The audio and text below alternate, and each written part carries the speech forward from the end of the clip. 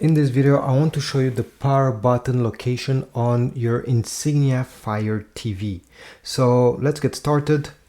Your power button can be located in the middle, on the right side, or on the left side under your TV. So just to give you an idea how it looks, this is where my power button is, you see? Again, yours can be on the sides over here. Now, how do you use it? Very easy as well. You can do so many things with it.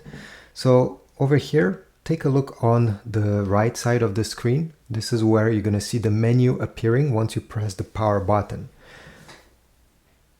Let me just start like this. Okay, so once you press the power button, you're going to get these options. And if you keep pressing on the power button, you're going to shuffle between inputs, volume up, down, channel down, power off, and exit this menu. Once you want to select anything that is on the screen, you need to stop doing this. So let's say I want to select inputs. Well, I'll stop until inputs is highlighted. I don't touch anything. And after 3 seconds, inputs will be selected.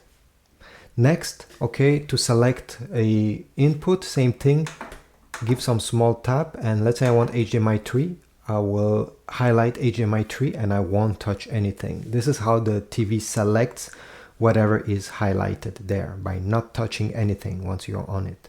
If you want to change volume up, volume down, up, channel down, give a tap, select volume up, don't touch anything, and the volume will go up slightly. As you see, if you want the volume to go even higher than this, well, you simply need to shuffle again and highlight volume up.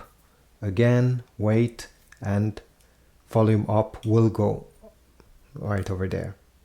So this is how you can use this power button that is located under your Insignia TV. If this was helpful, leave a comment, subscribe, and I'll see you in the next video.